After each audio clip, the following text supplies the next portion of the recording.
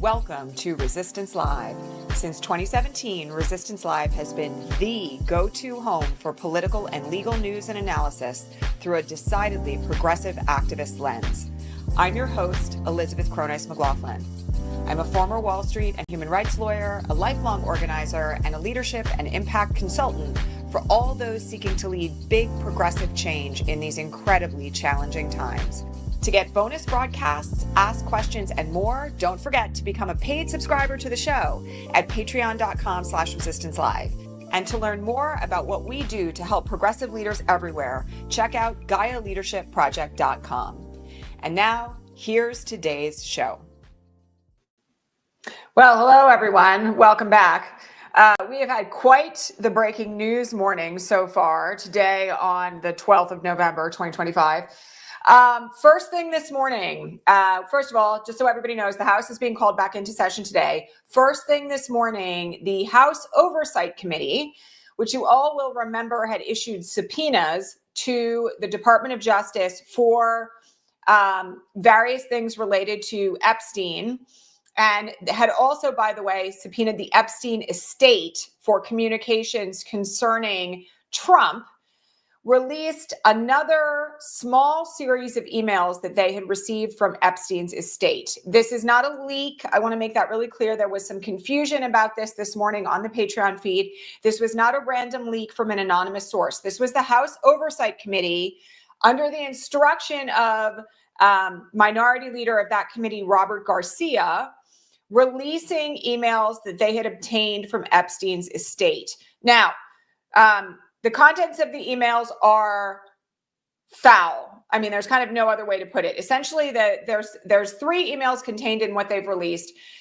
The most significant of which is an email from Jeffrey Epstein to Ghislaine Maxwell, where he says in the middle of another ongoing investigation about his child rape. And essentially what it says is the only dog that hasn't barked yet is Trump. And we all know that Trump knew about the girls. He spent hours with a victim whose name is blacked out at my house. In addition to that, there are communications between Epstein and Michael Wolff concerning a book that Wolff was working on for Jeffrey Epstein. Again, we know that Wolff has been out front saying already, and I take everything he says with a grain of salt because he's not a very reliable narrator, but that he saw pictures of Trump with half-naked young girls that Jeffrey Epstein kept in his safe.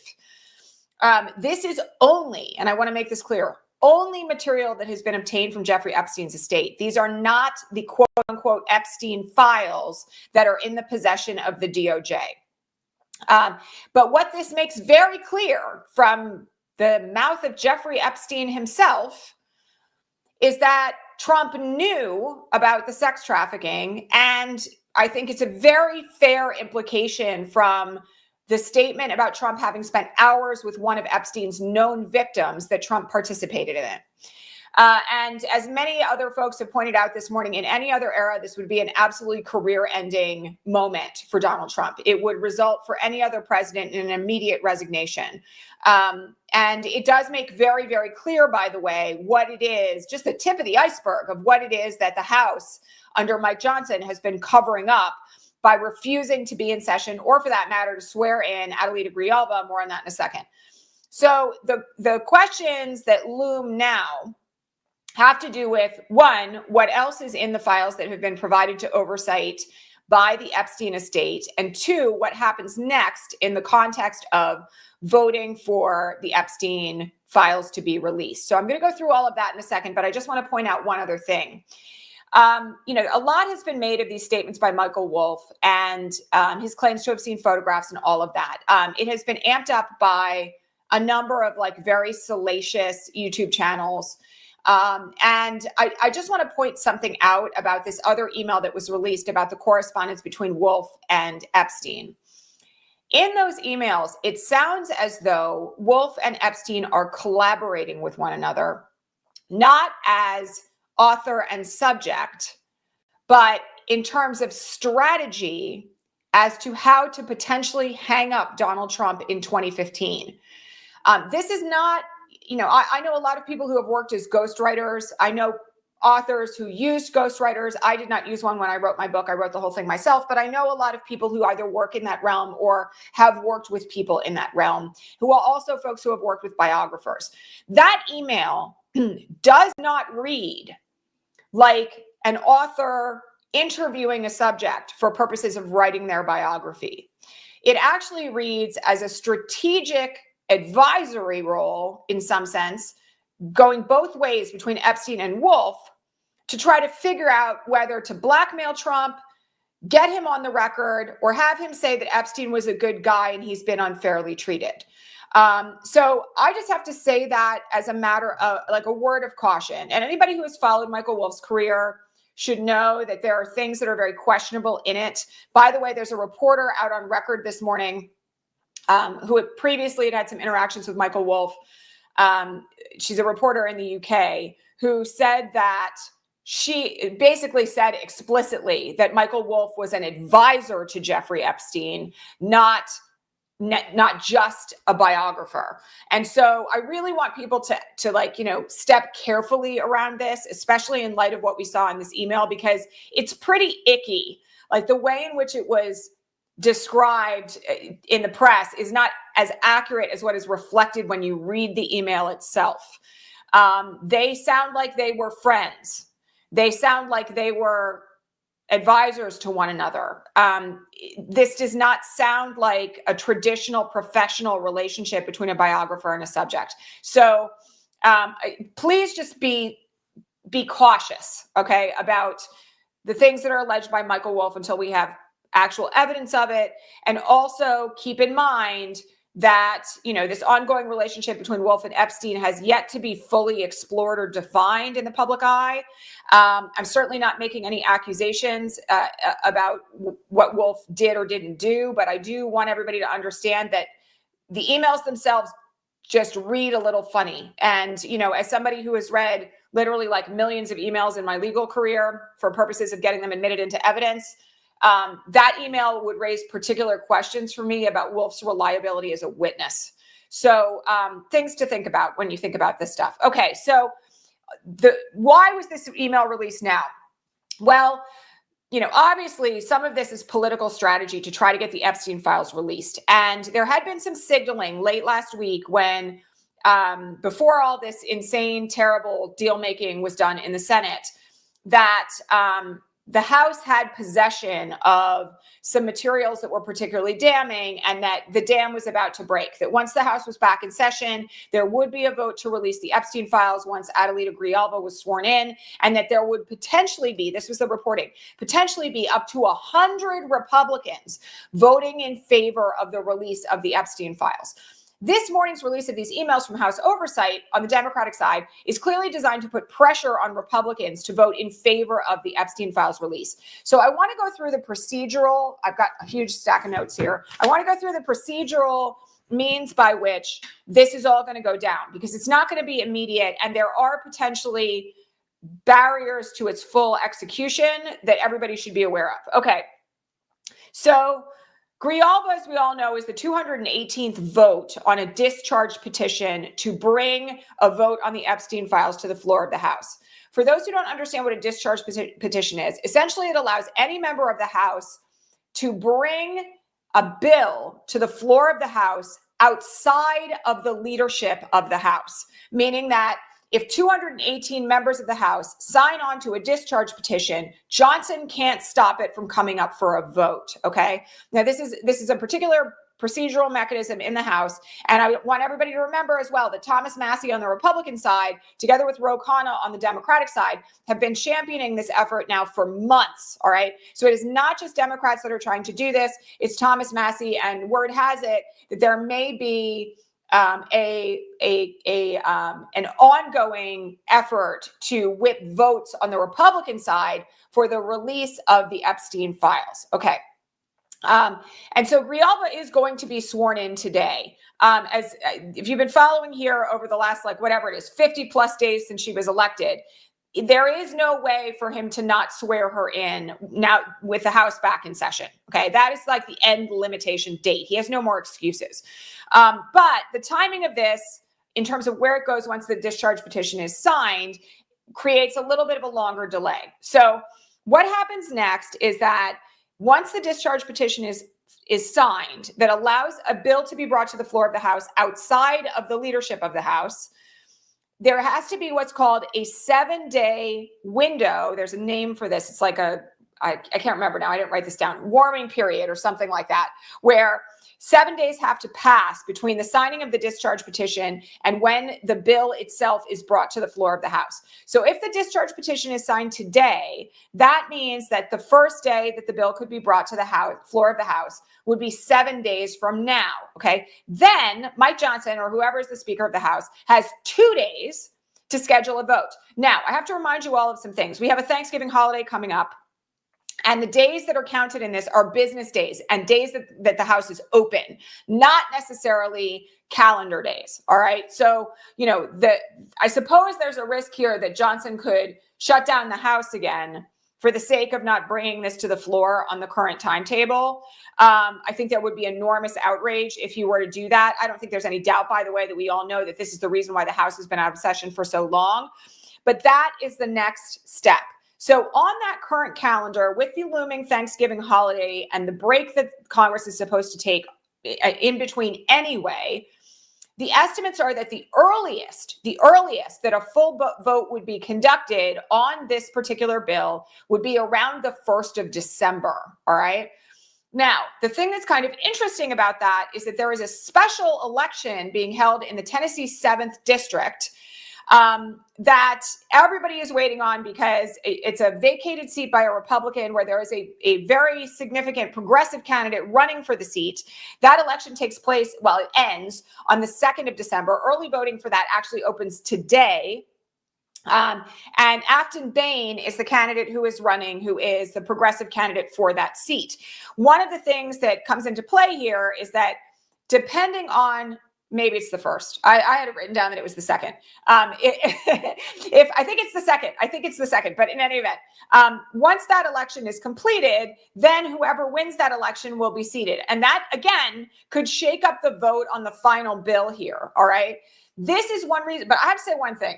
Okay, and I just want everybody to kind of grasp this. We already have Marjorie Taylor Greene out there saying that the Epstein files should be released. We have a number of the big name right-wing podcasting bros saying that the refusal to release the Epstein files is a complete betrayal of campaign promises that were made by the Trump administration or the Trump campaign when they were running for office both times. We also have a number of people in the Freedom Caucus, which Thomas Massie is a part of, who have been riding this like anti-pedophile train for a long time, some of whom were formerly QAnon, like Marjorie Taylor Greene. And so I am less concerned about the Tennessee 7th election than I am about, following how many votes are going to fly for this once the discharge petition is signed. Because I do think there is a strong possibility here that there will be more Republicans than Massie who jump ship. And the release of emails like the ones that were released this morning put additional pressure on Republican members of the House from the base, which was promised both through conspiracy theories like QAnon and also from the Trump campaign all the way through, that they were going to release all the Epstein files, that Pam Bondi had them on her desk. And then she claimed there were no such things as the Epstein files. Everybody remember this? That was back in June. So I do think that we're going to see significant pressure being levied from Trump's own base for members of the House of Representatives to vote for these files to be released. And I think it's going to be harder for them to resist that pressure now that we know that Epstein himself was writing emails to Ghislaine Maxwell about the fact that Trump was involved, right? Like, these are in his own words. This is an email from his account to Ghislaine Maxwell's account. So again, this is something to watch, and we're going to have a window of time here again where we're going to have to see how this all unfolds in the House. But the discharge petition is going to pass, and that's when the clock starts running. Now, I have to remind you all of something else, because a lot of this is a political pressure campaign more than something that is likely to be signed into law. Assuming that an Epstein files release petition bill passes the House eventually through this process, it then goes to the Senate, okay? John Thune, as the House Majority Leader, has already said that he is not interested in putting a vote on this on the floor of the Senate. And I have to remind you all that because of the filibuster, any one Republican senator could object to this, and it will not get a vote on the floor of the Senate. So we have to temper our expectations here. But all that said, okay, this has the potential to really shake some things up. And one of the things that I keep thinking about is the fact that growing pressure, both from the Democrats and from Trump's own base, could eventually result in a situation where fundamentally there's too much pressure on members of the House who are Republican, on members of the Senate who are Republican, and on Donald Trump's own people in the DOJ, that we could see movement here. We may not see everything that we want, but we might see some movement. And I just have to remind you all, because this comes up all the time here, okay? Somebody even mentioned it this morning on my Blue Sky. There is no way to destroy the Epstein files. Like, I need to make this really clear to people. Unfortunately, I think there's a segment of our population that still does not understand how evidence is kept inside the DOJ, who doesn't understand how evidence is kept for litigation generally right now and has been for the better part of the last 30 years. Every single thing is maintained in electronic format. It is stored on backup tapes around the nation. Multiple FBI and DOJ officials had access to the files from multiple locations, including all of their own work-related computers, laptops, and the like. That means, by the way, that there's a record of all the materials that they accessed, potentially somewhere in like hundreds, if not thousands of locations around the country. So it's not like they can undertake an effort to just erase the Epstein files and they'll be gone, okay? This is really not a simple effort. And, you know, all credit where credit is due, the efforts around electronic discovery have moved fairly rapidly in the timetable of U.S. law. Because when I started out practicing law in 1997, you still had to go sit in like a warehouse with 750 banker's boxes and review things like page by page, hand by hand. Hand scanners were brand new in that era. That is not where we are right now.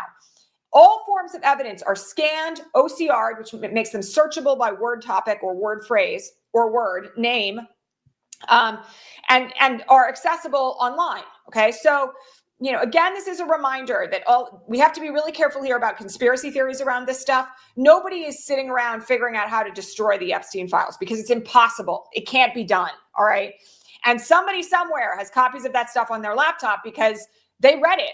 You know, Allison Gill over at Mueller, She Wrote, talked just over the weekend about the fact that she had spoken to people inside the DOJ and the FBI who had seen officers who were charged with reviewing this material literally break down while they were reviewing the files because of the materials that were in there concerning girls who were the same age as that agent or that DOJ lawyer's own children. All right.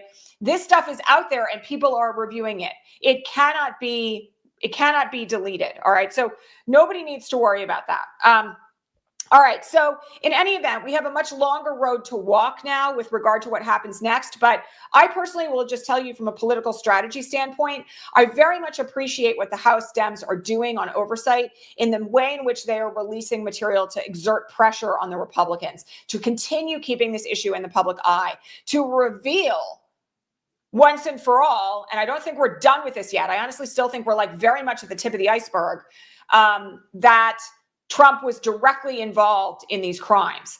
And, you know, one of the other things that I just have to say here as well is that there are indications, both from AG and others, that what is in the files is far, far, far worse than what even Michael Wolff has disclosed so far about what he knows about Trump's involvement with Epstein.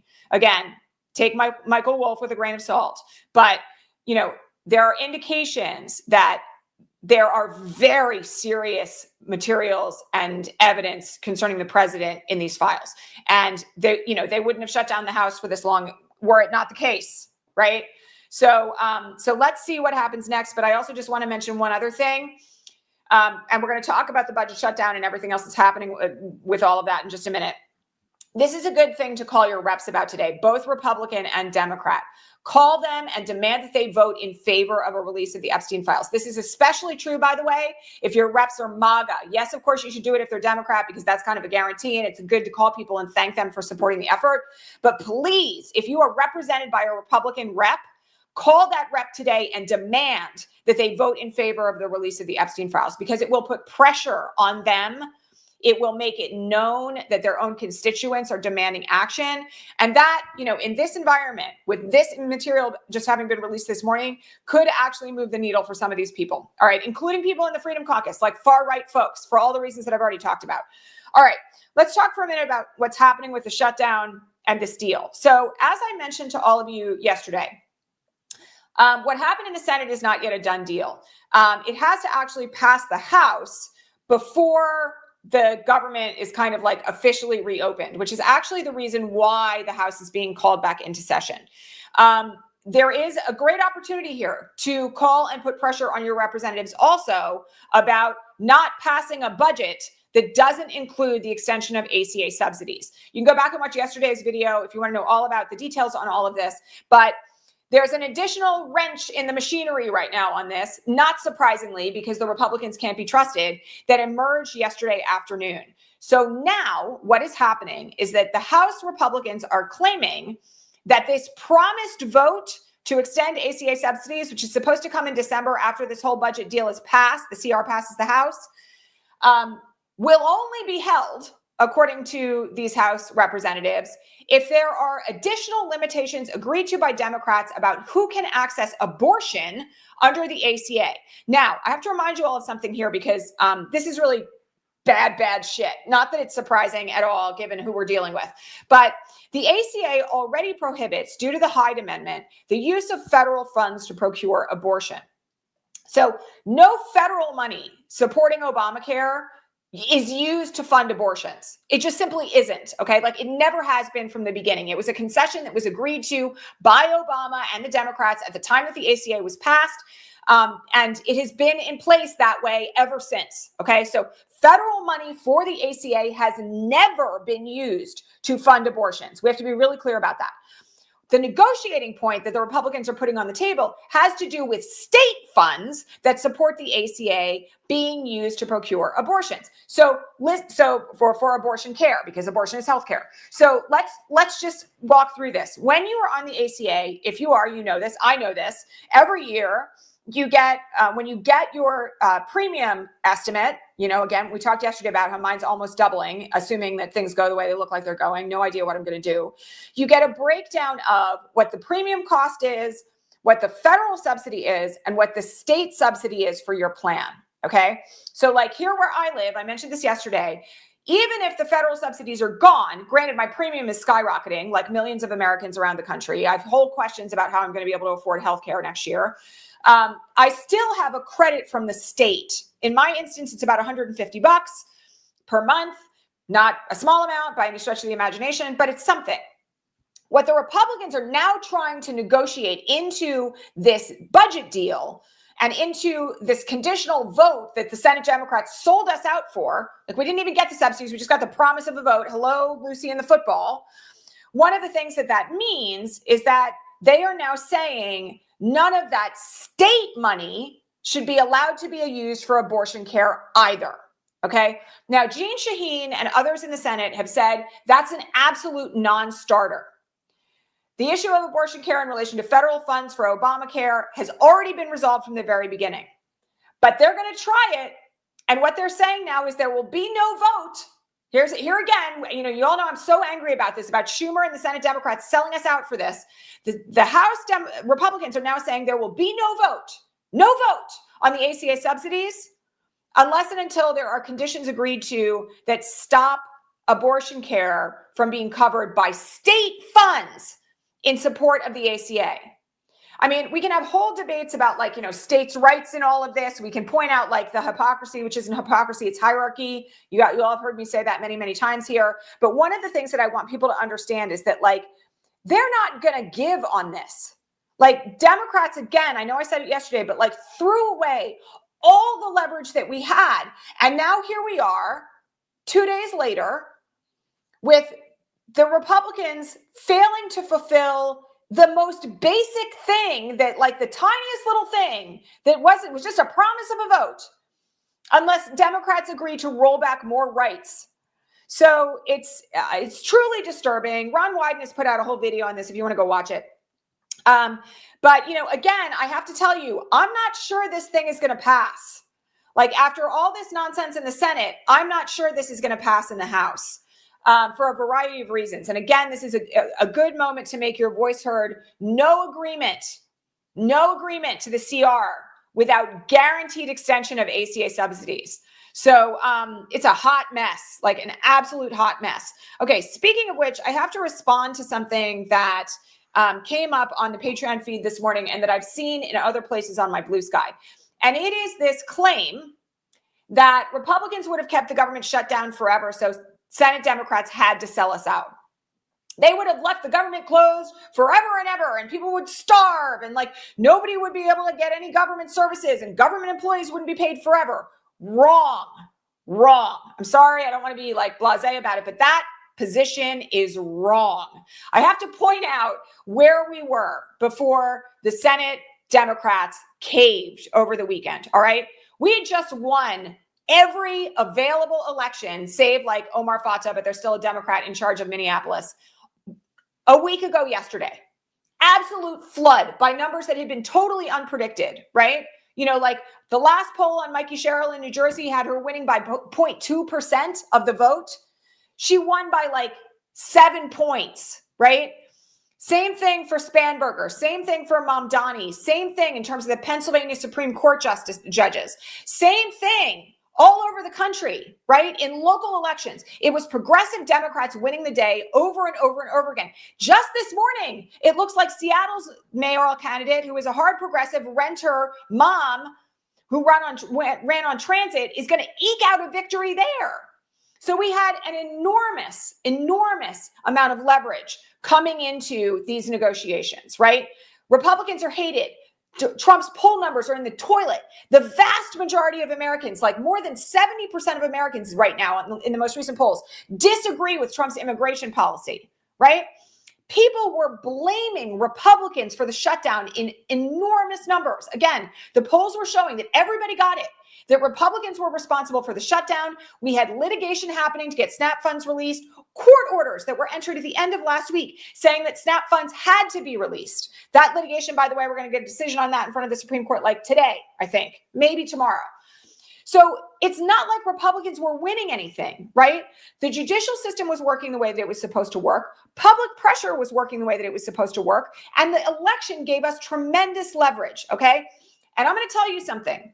If you think that the Republicans would have kept the government shut in the face of their own base starving to death, you got to actually take a look in the mirror, okay? Because they understand. This is one reason, by the way, why Trump officials are living on military bases right now. In case you haven't followed this story, like Stephen Miller, Kristi Noem, Pete Hegseth have moved into military housing on military bases because they know how much they are despised, because they're actually afraid of the general public in these enormous numbers bringing it directly to them, right? Bringing their displeasure and their voices and their activism directly to their homes, right? So, there is no question in my mind that the government shutdown would not have gone on forever. Yes, they were shutting down airports. You know who gets pissed off about that? Wealthy people who like to travel. That's their base, right? So it's not as though there was any reason whatsoever for Democrats to cave on the health care of millions of Americans for the sake of reopening the government.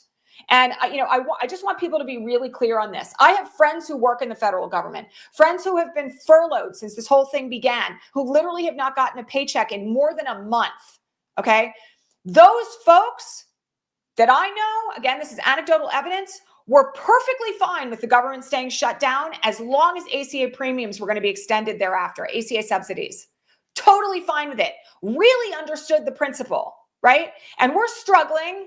We're wondering about things like Christmas presents and the like, but really got it. So, I just don't think that there is any excuse, not any excuse, for what the Senate Democrats did to millions of American families by caving in this way. And I think it is imperative on all of us now. By the way, we have a training video coming on something related to this next Monday because I was so mad about it. I had to do one. It is imperative on us now to really grasp that it is the power of people organizing and building community that is going to be the biggest point of leverage to get not just Republicans to move on these issues, but Democrats. Like, they need to hear from us. So anybody who's telling you that this is all hunky-dory and fine, and by the way, I include with that some senior media officials who are broadcasting every night at 10 p.m. Eastern, totally disagree with that perspective. You know, I'm not going to name names, but I don't agree with what he's been doing the last couple of days. I think that people are really foolish about where we were versus what was necessary. Okay. I mean, like, we could not have been in many ways in a better position in relation to the government shutdown than we were last week. And now here we are, right? All of it gone.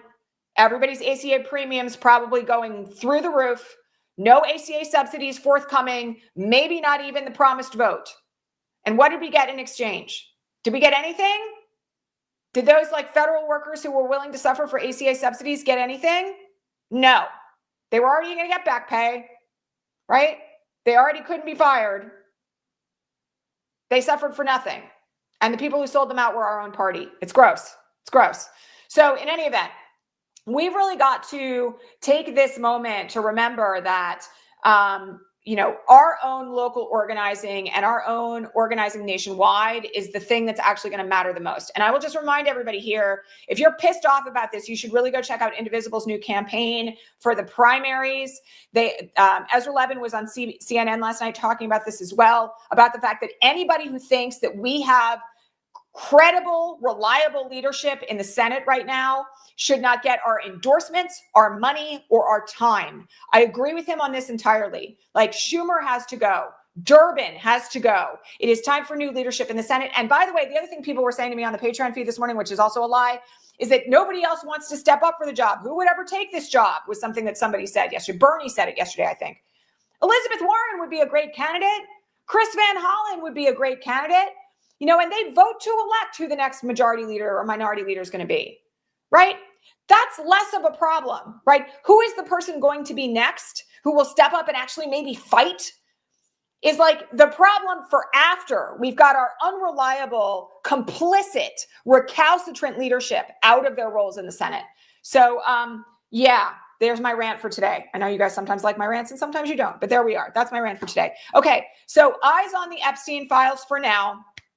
And we will see what happens with the budget stuff in the Senate. But your assignment for today, should you choose to accept it, is to call your reps, whether they are red or Dem, demand the release of the Epstein files, and demand a no vote on the CR in the House. All right. That's it, my friends. I will be back here tomorrow, regular time.